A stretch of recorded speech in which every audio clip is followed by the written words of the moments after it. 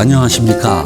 오늘은 정말 대단한 사람을 여러분들에게 소개하겠습니다. 10주차 두 번째 강의로서 칸딘스키를 여러분들에게 안내하려고 합니다.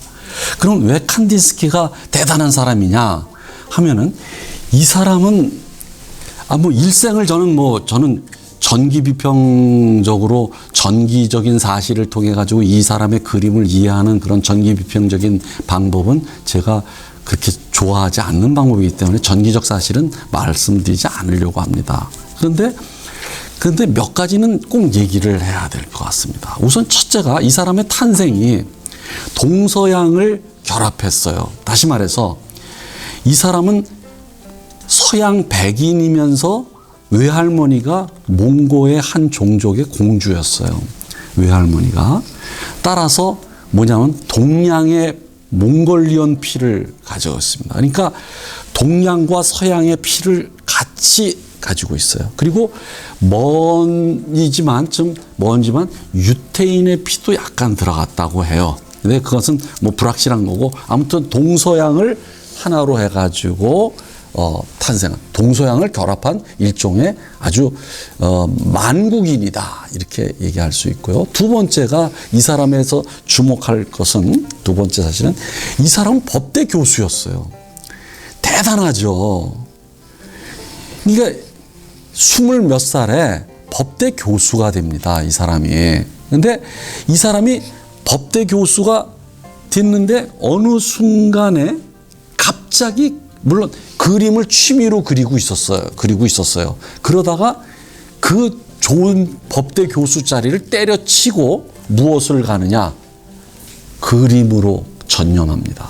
그것이 무엇이냐 하면은 1906년인가에 이 모네의 건초덤이라고 하는 이 연작 시리즈를 가지고 모스크바에서 전시회를 했어요. 그 전시회를 보고서 너무 충격을 받은 나머지, 그 충격의 핵심은 뭐냐면, 이거 구도도 형편없고, 그런데 색이에요. 이제 인상주의의 그 모네의 마지막에 색만을 가지고 했습니다. 이제 색을, 형태 같은 건 중요시잖아요. 색이에요. 시시각각으로 변하는 그런 빛의 색이 달라지는 거예요. 이게. 색만으로도 그림이 될 수 있구나. 그리고 색이 가장 중요하구나 하는 것을 여기서 깨닫습니다. 그러니까 동시에 깨달아요. 그러니까 이때서부터 색을 강조해요. 그런데 또 하나가 있어요. 그러면 이제 색이에요. 이거. 그러니까 대단한 용기를 가진 사람이죠. 자기의 인생을 이렇게 내던지는 겁니다. 이것을 실존주의 철학에서는 프로젝시옹, 투사라고 말합니다. 실존적 삶을 향해서 자기의 전 존재를 던지는 겁니다. 던져버리는 거죠. 이러한 삶을 살았다는 겁니다. 그런데다가 그렇게 던졌는데 엄청난 대가가 됩니다. 추상미술의 이제 선구자가 되는데, 단순한 추상미술의 선구자가 아니에요. 자, 이 사람은, 여기 봅시다. 추상미술의 선구자인데, 이 사람은 이론가이기도 해요. 그러니까 아까 지난 시간에 우리가 시인약을 얘기할 때 들라크로아에서 신인상주의까지라고 하는 책을, 이론서를 썼다 그랬잖아요. 그것은 칸딘스키의 이 책에 비하면 아무것도 아닌 거예요. 예술에 있어서 정신적인 것에 대하여 라고 하는 자기가 이론서를 씁니다. 그리고 이 이론서에 맞추어서 그림을 그립니다. 그러니까 자기가 그림의 이론을 세우고 그 이론에 맞추어서 그림을 그리는 화가가 되고, 또 있어. 이 사람이 바우하우스라고 하는 미술대학의 교수가 돼요. 그러니까 대단한 세계를 다 가지고 있는 거예요. 그러니까 화가로서도 최고의 경지를 갖고, 두 번째는 이론가로서, 미술 이론으로서 최고의 경지를 갖고, 오케이? 그러면 미술책 이론서를 하나만 썼느냐? 그 다음에 또 하나 씁니다. 점선면이라고. 이란 책을 써요. 1920. 그 다음에 세 번째 뭐야? 후학도들을 위해 가지고 훌륭한 미술 교육자가 됐고. 그러니까 이 사람은 대체 뭐 모든 걸 다 이루고 모든 걸 다 가진 사람이에요. 그러니까 대단한 사람이라고 제가 말씀을 드리는 겁니다. 그러나 그 중에서도 난 제일 대단한 것은 아까 방금 전에 말했지만 자기의 전 존재를 프로젝션했다는 것이 제일 난 대단합니다. 여러분들도 이렇게 생활하다가 나 화가가 되고 싶다. 그러면 그럴 때 자기 전 존재를 던지십시오. 전 존재를 던지는 겁니다. 인생은 한 번밖에 없는 건데 그런 것이 아주 모범적이다. 그러면 이 사람의 그림은 하나하나가 위대한 추상 미술이 됩니다. 자, 이제부터 이런 것이 돼요. 그러다가 이 사람이 말년에 프랑스인으로 귀화를 해요. 그래서 말년에 됩니다. 그래서 여러분들 프랑스에서 죽어요. 죽는데 이 사람이 그러니까 프랑스에서도 굉장히 인정을 받는 이유는 사실은 어떤 의미에서 죽을 때는 이 사람이 프랑스 사람이었다. 자, 그러면 이제 이 이론으로 이제 한번 들어가 봅시다. 이론으로 들어가는데 이 사람은 무엇이냐면 아까 방금 전에 모네의 그림을 보고서 색이다 이랬지 않습니까? 색이다. 그런데 그 색을 무엇과 연결시켰냐면 음악과 연결시켰다는 겁니다. 여러분들 보통 3대 예술을 음악, 미술, 문학이라고 얘기를 합니다. 음악, 미술, 문학, 물론 건축이나 다른 것도 있지만 전통적으로 음악, 미술, 문학이에요. 이 중에서 최고는 음악입니다. 그래서 많은 예술가들이, 문학인들이 아니면은 그 화가들이 최고의 예술인 음악을 지향하면서 미술에 있어서의 음악성은 무엇이냐, 문학에 있어서의 음악성은 무엇이냐, 이것을 탐구하려고 했습니다. 그것은 뭐냐면 음악이야말로 최고의 예술이기 때문입니다. 그럼 왜 최고의 예술이냐? 여러분들 아주 간단합니다. 문학은 의미를 가지고 글을 써요. 의미의 예술이에요. 그런데 그림은 어떤 대상을 그려요. 대상을 그리기 때문에 이것을 대상이 있어요. 지칭물이 있다는 거죠. 그런데 음악은 잘 봅시다. 동서고금을 막론하고 없는 악기가 없는 것은 타악기예요. 타악기, 북. 있지 않습니까? 그런데 이 북소리가 가슴을 흥분시켜요. 그러니까 아프리카에도 타악기는 있고 저 발달된 타악기도 있습니다. 이렇게? 그러니까 이 타악기가 이상하게 이게 두드리는 이게 뭔데? 의미도 없죠? 대상도 없어요. 그림처럼. 그냥 단순한 두드리는 소리입니다. 우리나라에 아주 좋은 음악이 있습니다. 지금 다 없어졌어요. 난 이거 안타까워요. 다듬이가 있습니다. 옛날 어머니, 할머니들이. 근데 이 다듬질이 리드미컬합니다. 나는 이걸 타악기로 봅니다. 근데 우리는 왜 그런 것들이 좋은 것들을 다 상실해 가는지. 한국 사람들은 버리기 위해서 만드는 것 같아요. 마치. 근데 이것을 개발해서 음악으로. 그럼 우리나라에 좋은 타악기가 있어요. 사물놀이. 이런 거, 이게. 이렇게? 음악만이. 그래서 베를렌느라고 하는 시인은 이런 식으로 했어요. 들라 뮤직. 무엇보다도 음악을. 그러니까 음악성을 문학에서 구현하려고 한 거예요. 그러니까 이 사람이 색이다. 선과 형태는, 사실주의적인 선과 형태는 그건 아무것도 아니다. 그것은 보이는 거다. 근데 색은 이걸 뭐라고 말할 수 없는데 색은 보는 순간 마치 타악기에 그 북치는 소리가 사람을 흥분시키듯이 색은 그냥 보는 순간 뭐예요? 느낌이 와요. 오케이? 느낌이 온다. 그러니까 색이 바로 음악 미술에 있어서 음악성이다. 이거죠. 음악성을 구현할 수 있는 것이다. 그러니까 이렇게 음악과 미술을 해서 음악을 일종의 미술에다가 구현하려고 했다. 그래서 이 사람은 이렇게 봅시다. 여기에 칸딘스키 유명한 말이 있습니다. 색채는 건반이다. 눈은 망치다. 건반을 치는 망치다 이거지. 그 다음에 영혼은 많은 줄을 가진 피아노다. 이런 식으로 해요. 알겠습니까? 그러니까 악기에 비유를 하는 거예요. 자, 이제 갑시다. 이론으로 가봅시다. 그러면 여기서 음악적 색채예요.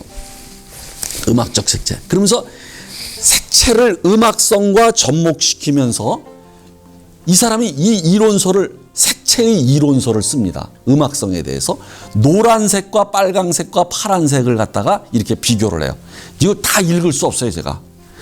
따뜻한 색, 균형색, 차갑고 어두운 색, 이것은 하강, 여긴 상승, 노란색은 저 밑으로 갑시다. 뭐야? 빠른 소리예요. 노란색은 빠른 소리예요. 일종의 알레그로. 오케이? 그리고 이것은 트럼펫의 우렁찬 소리예요. 그런데 빨강은 뭐예요? 모데라토예요. 알맞은 소리. 이런 식으로 이렇게 연결을 시켜요. 음악성을. 오케이? 됐어요? 거기다가 형태와도 기하학적인 형태와도 연결이 됩니다. 노랑은 삼각형이래요. 뾰족한. 그리고 빨강은 사각형이래요. 파랑은 원형. 잘 생각해 보십시오. 원이 있지 않습니까? 원은 이상하게 무거운 느낌이 납니다. 그런데 이 삼각형은 상승하는 느낌이 나죠. 그러니까 이런 식으로 연결을 시켜요. 그러면서 파란색은 플루트나 첼로, 콘트라베이스 이런 걸로 연결시킵니다. 무거운 소리로. 자, 됐죠? 아, 놀랍습니다. 근데 여러분들이 알다시피 색채론을 쓴 사람은 그 유명한 천재인 괴테입니다. 괴테가 색채론을 최초로 썼어요. 괴테라는 문학인이에요. 그러니까 이 괴테를 또 가지고 와요. 칸딘스키가. 그러니까 대단한 사람입니다. 자, 그 다음에 넘어갑시다. 그 다음에 점선면이라는 걸 썼어요. 근데 점선면은 뭐냐면 점과 음악과의 관계. 그럼 점은 뭘까요? 점과 음악은 어떤 관계일까요? 점은 타악기다 이렇게 되는 거예요. 점은 타악기다. 아, 재밌죠? 그 다음에 선과 음악과의 관계. 그렇게 얘기하지 않습니까? 선과 음악과의 관계. 이걸 다 얘기할 수 없어요. 면과 음악과의 관계. 그러면 다음 거는 그냥 제가 직선적으로 보여드릴게요. 자, 여기 봅시다. 여기. 무엇이에요? 자, 여기서, 여러분들 봅시다. 직선은 무한한 움직임의 가능성을 가진 간결한 형태이고 수평선은 수동적이고 여성적이고 수직선은 페미니스트들이 싫어할 말이죠. 이런 말들을 무엇과 연결시키는 거예요. 근데 수직선은 능동적이고 아시겠죠? 수직선은 뭔가 뻗어나가는 능동성이고 수평선은 너무 침잠하는 것처럼 여성처럼 이렇게 내려앉는. 그러면서 이렇게 그리는 거예요.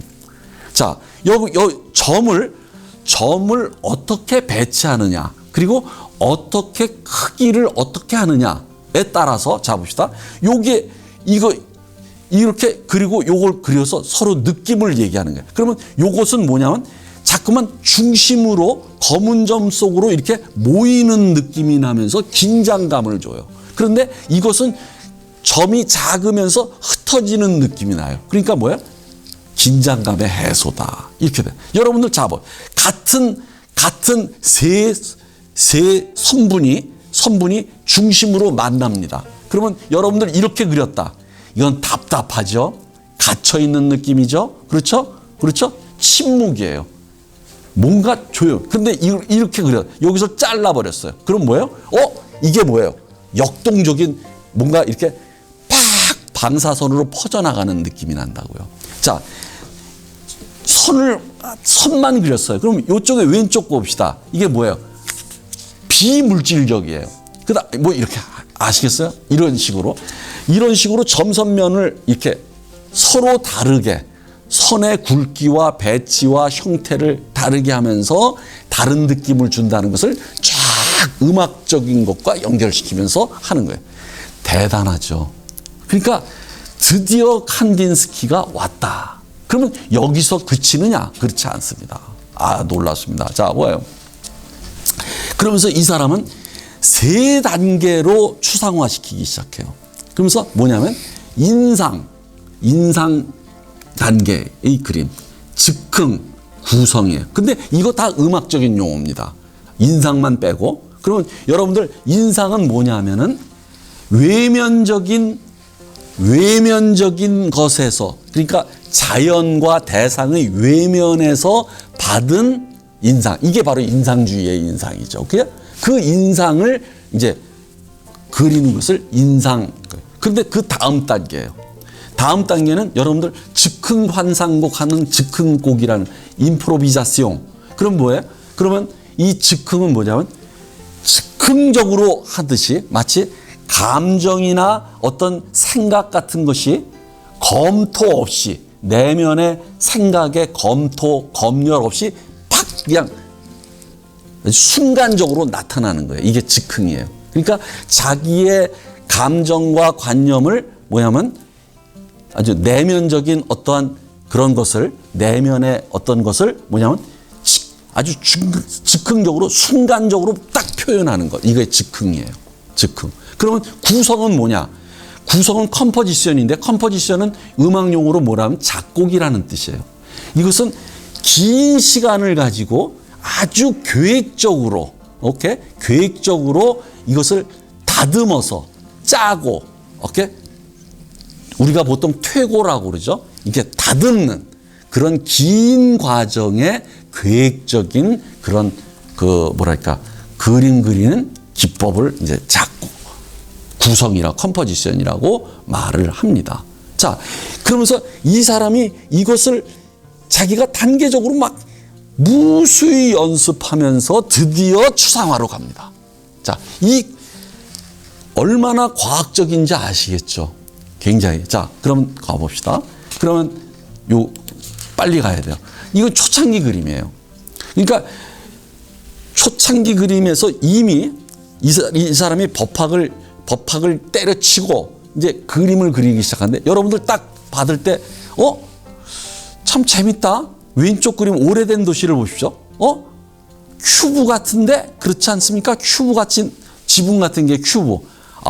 이건 세잔의 영향을 받은 거예요.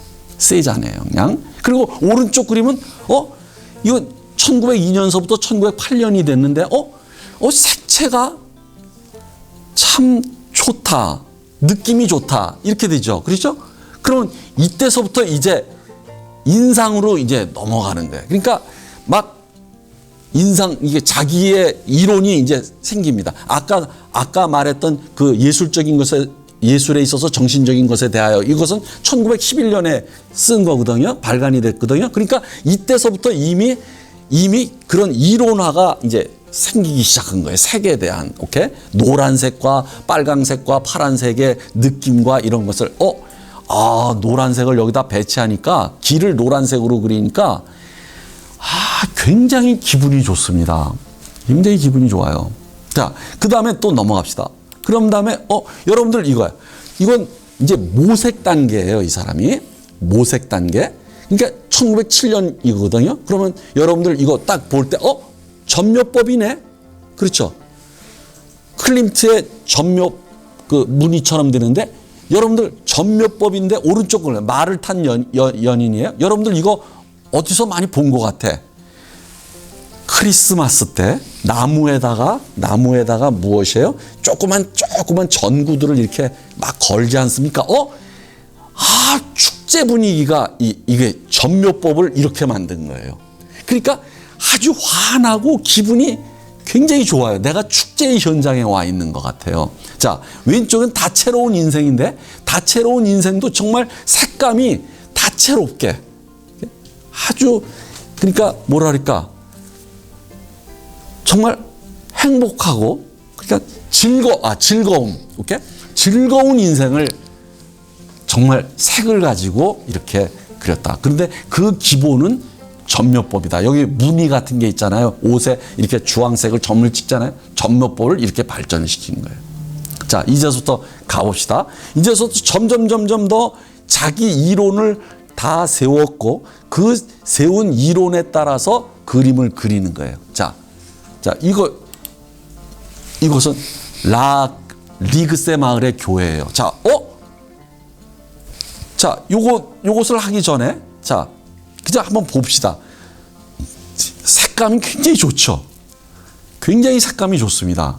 자, 밑으로 갑시다. 이게 푸른 산이에요. 푸른 산 1909년입니다. 그런데 푸른 산이고 나무들이 막 있는데 나무들을 크게 그렸어요. 붉은색이에요. 뭐예요? 단풍이 들었다는 걸 알 수 있어요. 이건 가을이에요. 그런데 사람들이 말을 타고 가네. 근데 말을 마치 어린아이들 카드에 그 동화 속의 말 그 색종이로 이렇게 오려 붙인 것 같아요. 되게, 그리고 사람이 타 있는데 아주 가볍고 경쾌하게. 자, 오른쪽에 있는 철도와 성이 있는 무르나우의 풍경. 이런 것들은 전부 인상 단계입니다. 이제 인상이라는 제목을 붙이지 않았지만 대상으로부터 받은 인상을 그 인상주의에서 그것을 디비저니즘으로 했듯이 이게 자기식의 디비저니즘이고 자기식의 인상이다. 인상 기법이다. 근데 여기서 뭐냐면 연기가 나온 석탄도 나오고 여기에 전기가 있는 것 같고 여기 집이 있고 집이 꼭대기에 있어요. 아주 아시죠? 자, 넘어갑시다. 이게 무르나우에 점점 형태가 사라지지만 무엇을 그렸다라는 것을 인상을 확실히 느낍니다. 그렇죠? 그리고 이게 교회를 그렸는데 약간 삐딱하게 그렸어요. 삐딱하게 그리니까 아까 그 삼각형은 상승을 나타낸다 그랬거든요. 이렇게. 그러니까 약간 상승하는 것 같아요. 이렇게. 옆으로 이렇게. 그러면서 그것을 색을 적당하게 배치하면서 그러니까 아주 뭐랄까 이 마을이 오른쪽도 마찬가지예요. 그러면서 뭔가 경쾌하게 정말 이렇게 좀 즐겁고 그러니까 인상보다도 훨씬 더 발전. 자, 이제 가봅시다. 자, 이게 이제 자기가 세운 이론에 따라서 1911년에 나온 책의 그 이론에 따라서 그림을 그린 거예요. 인상이라는 제목이에요. 인상이라는 제목으로 여러 편을 그렸어요. 그러면 앞에 것은 잘 보십시오. 아직까지 형태가 분명하죠. 그렇죠?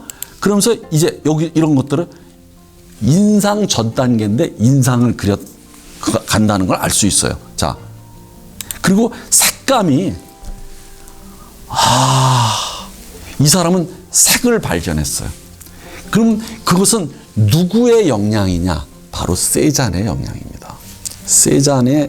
세잔이 바로 이런 식으로 그림을 그렸거든요. 이런 식으로. 근데 그걸 자기 스타일로 과학화하고 이론화하고 그다음에 뭐예요? 자기 스타일로 만들어간 것입니다. 자, 됐죠? 그러면 이때 인상을 봅시다. 이게 인상이에요. 왼쪽 그림을 잘 보십시오. 이 제목은 음악회라 그랬어요. 음악회라고 안 하더라도 제가 이 그림을 어디서 보여드린 적이 있습니다. 여러분들의 터너의 그림을 하면서 이것을 여러분들에게 보여줬어요. 그럼 뭐예요? 사람들이 마치 이렇게 손을 뻗고 사람들을 이렇게 사선으로 이렇게 여기에 많은 사람들을 그리고 있는데 마치 막 갈채를 보내고 아우성이 막 소리가 나는 것 같아. 야호, 브라보, 앙코르 하는 그런 것 같다. 여기에 피아노입니다. 이게 인상을 이런 식으로 자기가 세운 색과 점선면에 그걸 가지고 이렇게 한 겁니다. 자, 왼쪽, 오른쪽 인상 5를 봅시다. 아까는 푸른 산이라고 하는 것이 있었죠? 근데 여기선 산을 빨갛게 그렸어요. 점점 추상화돼요. 그럼 뭐예요? 이게 단풍의 산이에요. 근데 산이 막 이렇게 선으로 단순화되면서 막 빨간색, 파란색, 녹색, 노란색 막 했어요. 그런데 그 산과 산 사이에 사람이 있어요. 사람이. 마치 동양화를 보는 것 같지 않습니까? 이런 것은 동양화 기법 같지 않습니까? 그러면 요게 어떻게 된 거예요? 요게. 아, 산속을 이쪽에 산책하는 겁니다. 그러니까 여러분들이 여기서 여러분들도 이 산책을 하면서 신선한 공기를 마시고 있는 것 같지 않습니까? 그 다음에 로맨틱한 풍경이 로맨틱한 풍경인데 빠른 속도로 말을 타고서 아래로 내려오는 것 같아요. 그렇죠? 이게 인상이에요. 그러니까 인상은 대상에게서 자연에게서 받은 자기 나름대로의 그런 인상을 색과 점선면의 그 이론에 맞추어서 이렇게 그러면 그런 인상을 풍기지 않습니까? 자, 그 다음에 넘어갑시다. 이게 즉흥이에요. 즉흥. 그러니까 즉흥적으로. 근데 여러분들 잘 보면 야, 이것도 대단하다. 그럼 무엇일까요? 즉흥. 자, 이거 왼쪽. 이쪽은 밝은 색으로 가는 선분으로 그렸어요. 그리고 작게. 그런데 이쪽은 뭐예요? 선이 굵으면서 검은 선이고, 그리고 키가 커요. 그리고 파란색이에요. 그러면 아까 노란색, 빨간색, 파란색은 무겁고 하강하는 색이고 뭐예요? 우울한 색이에요. 느린 색이에요. 자, 이쪽은 뭐예요? 사람들이 이쪽을 향하고 있는 인상이에요. 이쪽을 여기선 삶이고 이게 죽음을 향해서 이렇게 슬슬 가는 겁니다. 이걸 색깔로 표현했다. 이 즉흥은 뭘까요? 뭔가 이 가슴에서 뭔가가 이렇게 막 터져 나오는 것처럼, 그러니까 여기서부터는 이제 추상화가 되는데 거의 설명할 필요가 없이 즉각적으로 느껴야 돼요. 예. 그러니까 즉각적으로 이 사람이 이런 기법으로 그린 것을 표현한 것을 여러분들이 즉각적으로 다시 똑같이 즉흥적으로 느껴야 된다. 자, 다음으로 나옵시다. 다음은 구성이에요. 컴포지션이에요. 그러니까 오랫동안 이게 뜸을 들이면서 계획적으로 한 거예요. 계획적으로. 그러면 이게 뭘까? 자, 그런데 계획적으로 한 거예요. 여러분들 이런 것을 보면 맨 오른쪽 아래가 이게 대홍수입니다. 바로 노아의 방주 나오는 그 대홍수, 넬루이즈에. 그러면 여러분들 혼돈에 저기가 있는 것 같지 않습니까? 혼돈에 휩싸이는 것 같지 않아요? 그리고 이 구성육은 마치 우주가 탄생하는 태초의 혼돈 같아요. 자, 그런데 비해서 구성사는 뭐예요? 산과 나무, 사람과 이런 것들이 그런데 오른쪽 이것은 구성은 누구를 연상시키느냐 하면 나중에 잭슨 폴록이라고 하는 사람이 물감을 막 뿌립니다. 물감을. 그런 것의 전초전이 아닌가 할 정도로 이렇게 색을, 그렇지만 굉장히 계획된 겁니다. 이게. 이렇게. 이 사람이 엄청나게 그 자기가 만든 이론에 따라서 계획적으로 시간을 가지고 작곡한 거예요. 그러면 오른쪽에 있는 구성칠 같은 것은 마치 베토벤의, 아니면 구성육도 마찬가지고 베토벤의 운명교향곡 같은 그런 소리가 들리는 것 같지 않습니까? 자, 이제 갑시다. 왼쪽이 무제예요. 제가 시대순으로 이렇게 배열을 한 겁니다, 지금. 시대순으로. 그런데 무제는 뭡니까? 이게 최초의 추상화예요. 뭘 그렸는지 모르죠. 그러나 색과 가는 선과 이런 것들을 막 배치했어요. 그러니까 추상화에서 단계에서는 무엇을 그렸느냐를 발견하려고 하는 것은 진짜 어리석은 감상법이다. 즉각적으로 느껴야 된다. 즉각적으로. 그러면 여러분들 이것에선 무엇이 느끼냐? 나는 여러분들은 어떻게 느꼈는지 모르겠지만 왼쪽에 최초의 추상화 무제에서는 약간 속도감 같은 게 느껴집니다. 아주 가볍게 떠다니는, 오케이? 가볍게 떠다니면서 뭔가가 그렇지만 아주 생명이 탄생하려고 하는 그런 경쾌한 속도감을 느낍니다. 가벼움. 오케이? 자, 오른쪽으로 봅시다. 여러분들 이거 뭘 그렸는지를 하지 마십시오. 이거 뭐예요?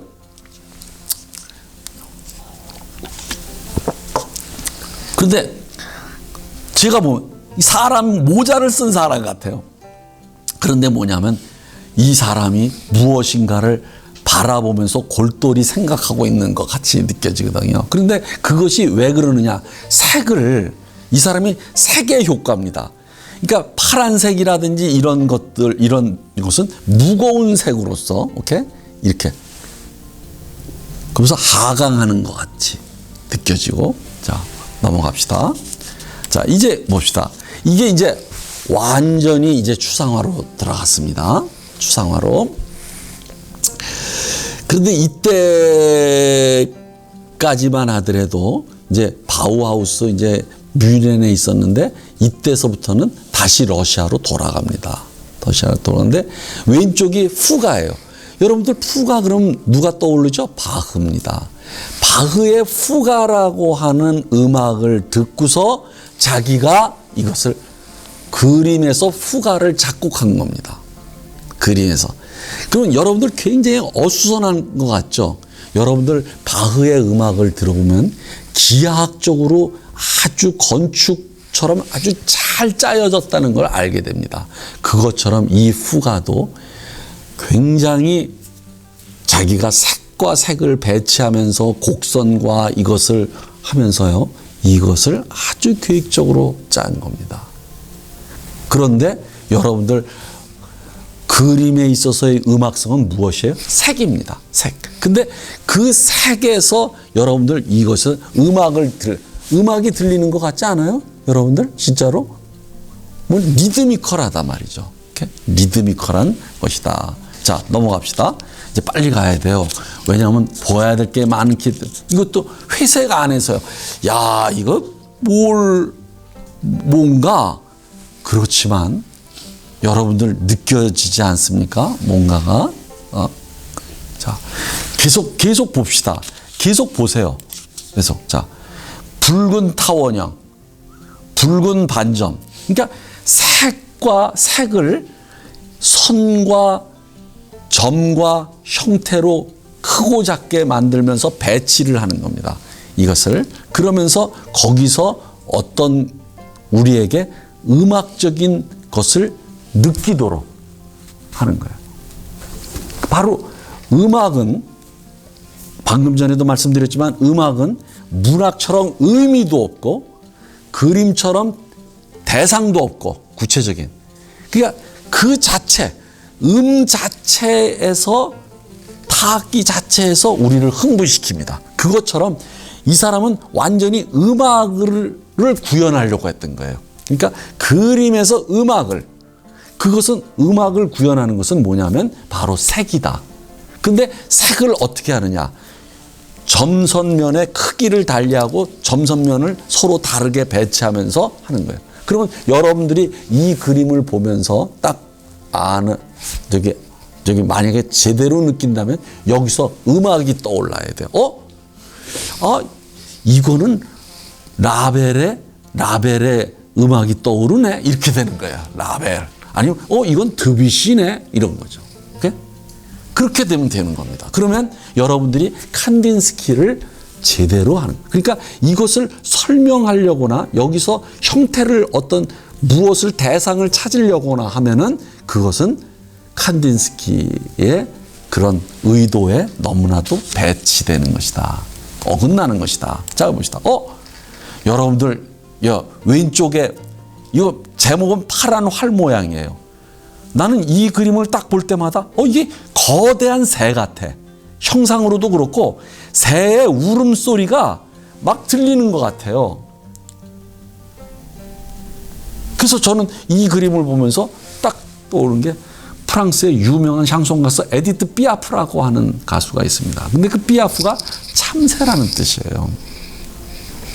마치 그러니까 짹짹짹짹 하는데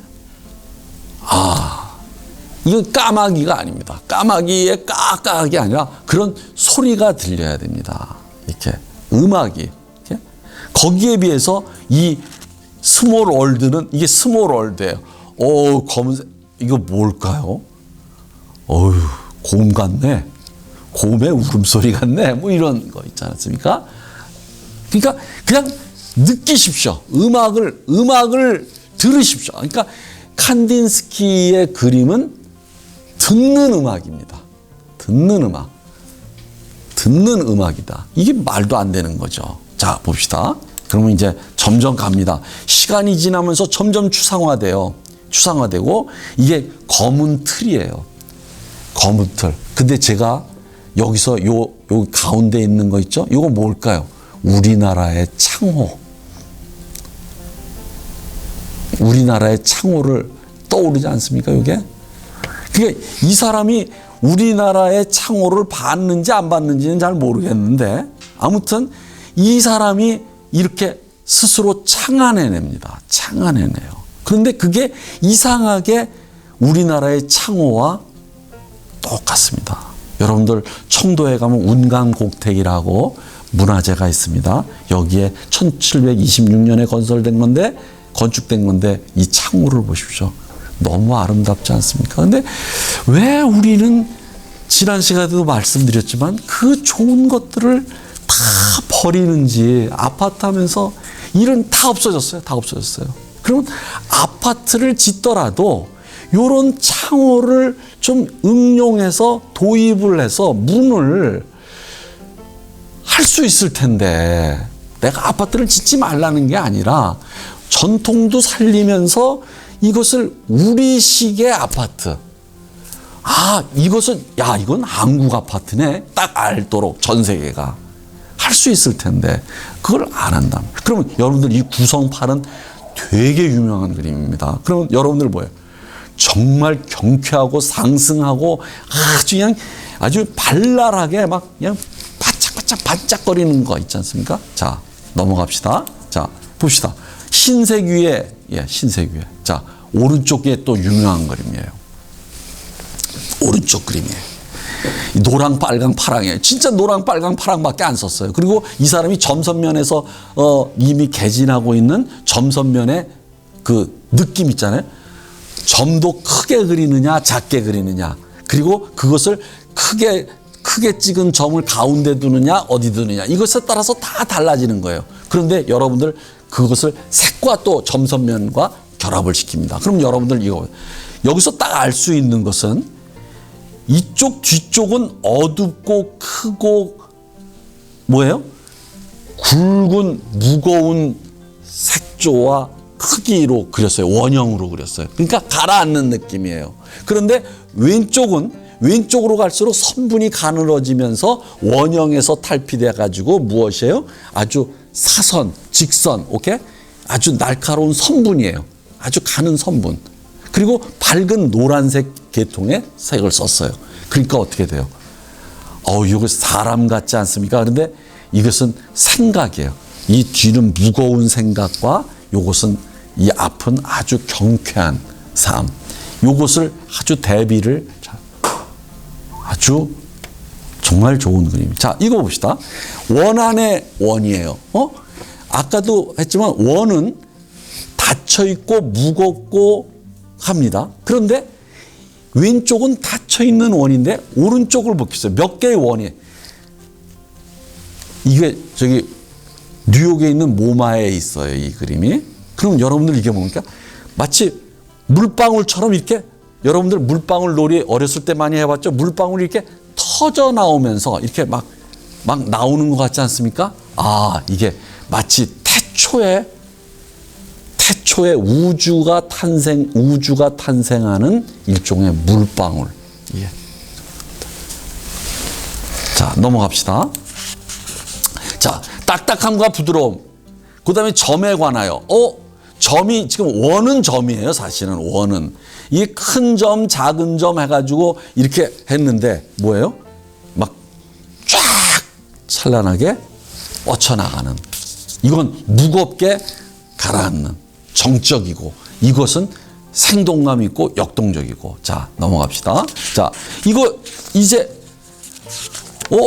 여러분들 이 구성구를 보면서 여러분들 뭘 느껴야 됩니까? 이 선분들이 실룩거리네? 그러면 여러분들 이 그림을 보면서 어떻게 하면 지금 앉은 자세에서 누워 있을지도 모르겠지만 앉은 자세에서 한번 엉덩이를 실쭉거리고 어깨가 신난다 실쭉거리면서 약간 댄스를 한번 춤을 춰보십시오. 그러면 이 그림을 잘 보는 거예요. 이게 바로 리듬감이에요. 리듬감이 막 물씬 살아나고 여러분들 느껴지지 않습니까? 리듬. 그러니까 음악을 이렇게 색채와 점선을 이용해 가지고 이렇게 하는 거예요. 그러니까 이것은 어떤 대상, 구체적인 대상이 없는 그림, 완전히 순수한 추상화의 그림이다 하는 겁니다. 자, 그러면 이 사람이 얼마나 음악성을 갖다가 구현하려고 그림에서 구현하려고 했는가는 이제 그 다음에 더 나옵니다. 왼쪽 그림에 이게 관계들이라는 그림이에요. 이건 마치 여러분들 그런 거 아십니까? 중남미에 레게라는 음악이 있습니다. 레게가 레게 춤이 생각납니다. 레게, 오케이? 아주 왼쪽 그림 말이죠. 이건 뭐 어떻게 말할 수가. 근데 오른쪽은 아예 악보를 그려버렸어요. 악보에다가 막 뭐 이상한 형태 해가지고 색깔을 배워가지고 마치 뭐냐면 새로운 종류의 벌레들처럼 말이죠. 오케이? 벌레들처럼 이렇게 악보를 그렸어요. 그러면서 위에서 아래로 또는 아래에서 위로 오선지를 그리면서 했다. 여러분들 이런 음악을 한번 작곡해 보십시오. 이게 음악이에요. 그래서 이 사람은 정말 놀라운 이론가였고 그것을 자기가 구현했는데 그림에다가. 그런데 그것의 핵심은 뭐냐면 음악을 실현시키는 겁니다. 음악을 그리는 거예요. 색으로서. 그러니까 놀라운 그림이죠. 자, 넘어갑시다. 이게 동반된 중앙, 다양한 색조의 앙상블. 여러분들 클림트의 자궁 속에 남녀가 막 얽혀 있는 거 기억나십니까? 그러면 그 사람은 그런 거 안 그랬어요. 근데 진짜 색깔로만 이렇게 막 얽혔는데 이 그림이 정말 훨씬 더 뭐랄까 기분이 좋습니다. 기분이 좋다. 그러면 좋은 거예요. 된 거죠. 자, 이렇게 이 사람은 여기서 더 나아갑시다. 예. 자, 이게 푸른 하늘이라는 거예요. 난 이 그림을 보고 말이죠. 많은 사람들이 왜 이런 장난감을 안 만들까? 그러니까 우주를 떠다니는, 여러분들 잘 봅시다. 이게 거북이 같기도 하고 거북이가 새로운 종류의 벌레들이에요. 우주벌레들인데 독을 가지지 않은, 독이 없는, 단지 음악만 가진, 음악만 가진 음악을 하는 그러한 저거라 이거지. 일종의 여러분들 콩나물을 작곡을 할 때 콩나물을 그린다고 그러죠. 이게 바로 일종의 콩나물에 해당되는 겁니다. 그런데 각기 형상이 다 달라요. 근데 요런 데서 힌트를 얻어가지고요, 요런 장난감을 만들면 아주 굉장히 부자가 될 것 같은데, 이거 귀엽지 않습니까? 귀엽고 재밌고, 이게 푸른 하늘이에요. 거기다가 이 푸른색이랑 이 색깔의 주황색의 어울림이 노란색, 이게 둥둥 떠나가서 춤을 이렇게 춤추는 이렇게 벌레들. 자, 그런데 이제 점점 갑니다. 이 사람이 1944년도에 죽거든요. 근데 이게 40년대 죽기 직전에 이제 그린 그림들입니다. 뭐예요? 어두워져요. 배경이. 그러니까 모든 화가가 그렇듯이 나이가 들고 죽음에 가까이 오면 자기의 죽음을 암시하듯이 이게 죽음의 분위기가 그렇지만 음악적이죠. 이런 음악을 뭐라고 그래요? 죽음을 노래하는 음악을 진혼곡이라고 합니다. 그러니까 모차르트의 진혼곡이 유명한데 모차르트가 죽어가면서 마지막 진혼곡을 씁니다. 진혼곡. 그러니까 이게 칸딘스키의 진혼곡이다. 그래서 너무나도 무겁게 깔리면서도 아름다운 이런 그런 장성곡이다. 누군가가 나를 위해서 이런 노래를, 이런 그림을 그려준다면 그것은 나의 엄청난 그 영광이겠습니다. 여러분들이 이렇게 한번 그려보십시오. 할 수 있습니다. 자, 이제 마지막 그 그림인데, 자, 왼쪽이 상호동이에요. 마치 여러분들 데칼코마니라는 거 옛날에 해보셨습니까? 그러면 그 실에다가 물감을 묻혀가지고 종이를 접은 다음에 그걸 갖다가 싹 빼면 양쪽에 똑같은 그림이 나타납니다. 그런데 그런 데칼코마니인데 이게 이쪽과 이쪽이 서로 달라요. 그렇지만 또 서로가 비슷해요. 마치 데칼코마니처럼 비슷하면서 서로가 달라요. 그리고 색을 서로 달리 썼어요. 여러분들 논어에 나오는 동이불하여 화이부동이라는 말을 아십니까? 같지만 뭐예요? 너무 똑같으면 화하지 못합니다. 서로 화합하지 못해요. 그러나 화합하면서 서로 같지 않은 것, 그것을 화이부동이라고 그래요. 그러니까 서로가 동일하지 않으면서 서로 조화를 이루어서 화합하는 것, 화이부동. 이게 바로 화이부동이다. 이게 상호동이다. 그럼 오른쪽에 보면 유연해진 엘란이에요. 여러분들 옛날에 엘란트라라는 저기가 있었어요. 차종이 있었는데 그때의 엘란은 아마 도약이라는 뜻일 겁니다. 이게 도약. 그러니까 유연해진 도약이에요. 근데 여러분들 왼쪽 위에 마치 뭐예요? 이거 그 바다에 그 독을 가진 뭐죠? 이게 떠다니 그런 거 느끼지 않습니까? 그다음에 이게 그렇지만 어두워졌어요. 뭔가가 꿈틀거리면서 탄생하면서 막 생명력이 도약하려고 하는데 그렇지만 무거워요.